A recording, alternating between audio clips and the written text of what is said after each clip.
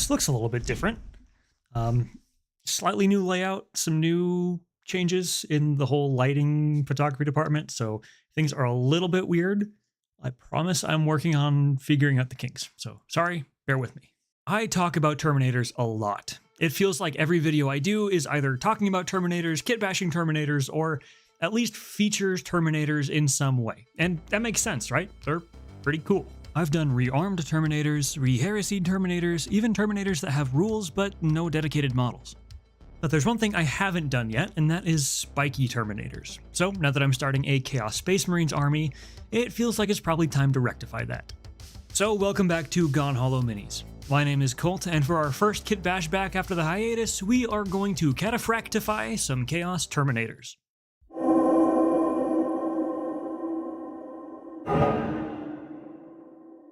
Now, I've been on a bit of a personal hiatus for a while, but I haven't totally been idle.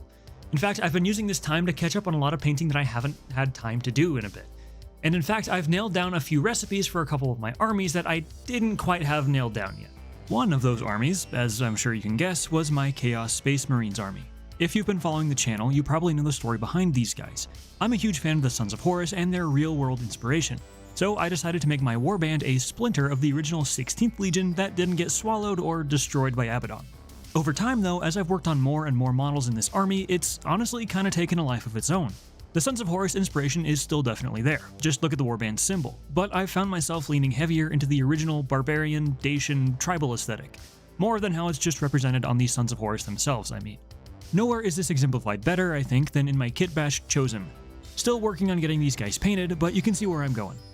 Furs, pelts, power foxes, stuff like that. It's still mixed with a healthy amount of Sons of Horus energy with the Reaver helms and mirror coins and all, but still. Now, of course, the Sons of Horus already have Terminators for reference. These are the Justarin, which we've talked about quite a bit before.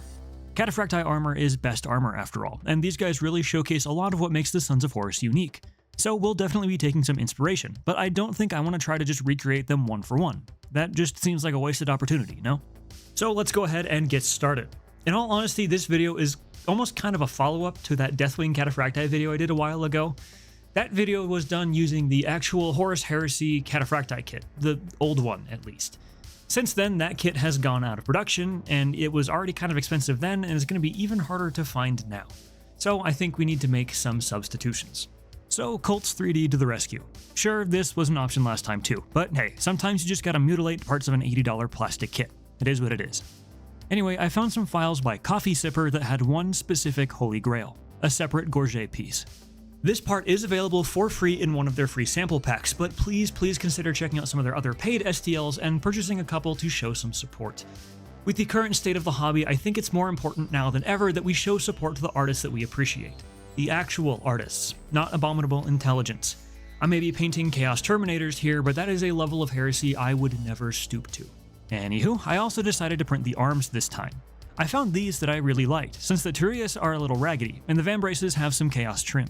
We'll still be doing a bit of modification though, so don't worry, there's still some kit bashing to come. The rest of the files that I used, at least the ones that are still available, will be linked in the description in a Colts collection. Again, please consider showing some of these artists some support, they really deserve it. I printed these parts on my Hallett X1. Love this thing, by the way. Here's a whole video of me talking about it if you're interested, and making a cool airplane. Check it out. Anywho, with our parts printed, we can get started. Full disclosure, I tried this off camera first. This is the unit champion, with dual accursed weapons. The Justarin do have twin lightning claws, but come on, when else do you get to make a mini with dual axes? But with that proof of concept out of the way, let's get into the rest of the unit. Honestly, this starts out simple enough. Now I'm going to figure out the pose for the weapons and arms first, before I worry about the head. This will make it a little bit harder to get into the neck area, but I think having the pose nailed down before we worry about the head will be a good thing. The loadout I'm going for is 3 Termies with Power Fist and Combi Weapon, 1 with Autocannon and Chain Fist, and then the Champ who we've already seen. The Combi Weapons are easy, just using the printed arms and the weapons from the kit. The Power Fist though? Well, here we're going to have to do pretty much the same thing as we did with the Deathwing Knights. After building a Power Fist, I'm going to take a hobby saw to the elbow, cutting the rest of the arm away so that there's only the fist left. And we're going to do the exact same on the printed arm. Try to be careful to cut below the Turias. It'll stand out a bit if you cut straight through them. But once we're done with that, we can go ahead and glue them together, slap on some layered Cataphracti pauldrons, and we are good to go. Autocannon guy is going to be a little trickier. I started by carefully trimming away the plastic arm, trying not to damage the cuff where the forearm sits.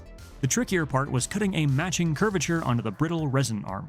This was done with a mix of sawing, sanding, and trimming, until eventually I had an angle that more or less matched up with the autocannon. The arm I chose was a little more angled than I thought it was, but I think it still looks fine. Now that our arms are situated, we can move on to the head and gorget. The heads are going to take a little bit more work here, since the standard Terminator helmets are really shallow along the back. Before I get to sanding my head pieces, I make sure to match the angle of the head with the pose. This is why I wanted to get to the arms first. We're going to need to do a bit of sanding, and having our pose locked in will help us in sanding down the correct side of the helmet that'll be hidden, leaving the exposed sections alone. Just go slow with this. Make constant checks with the fit of the Terminator hood and gorget so that you don't go too far or sand away detail that's actually visible. Once you finally get everything to line up correctly, we can start setting everything in place. I've found that the gorget pieces actually fit best when you remove this little neck seal thing. Luckily, it's not too hard to do. I just trimmed them away with an X-Acto and sanded down any burrs. This gives us a nice flat spot to glue down our gorget. So our Terminators are looking suitably cataphracti-y, but I think we can do a little bit more to make them fit with my warband better. Since I'm taking so much inspiration from Warriors of Chaos and Slaves to Darkness, I'm going to do that by adding some pelts. I'm not a great sculptor, but I've found a really easy way to sculpt the gnarly, matted fur that you see on a lot of Chaos models. I first played with this idea on my Demon Prince conversion, and have worked on it a little bit since. It starts, obviously, with green stuff. Mix up a bit, then tear off a chunk large enough for your pelt. We want this to be a little bit thick so that we have enough material to work with.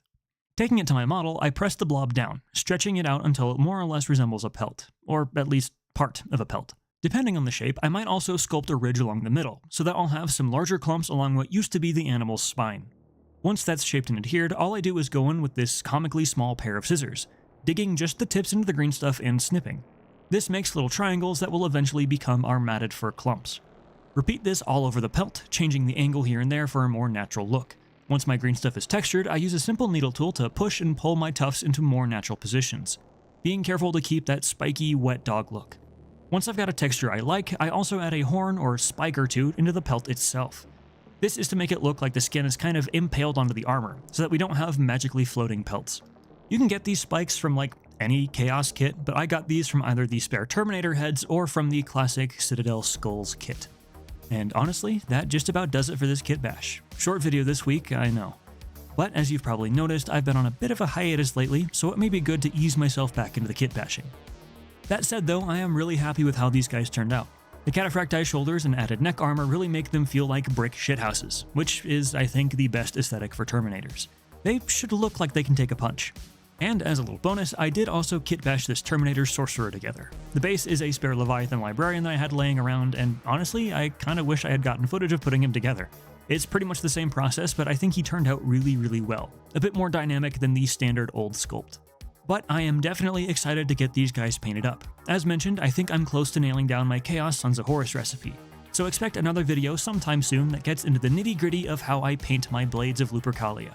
There's a good chance that at least one of these guys will show up there. But that about does it for today. Again, a bit of an easier video this week, but I am really happy with how these guys turned out.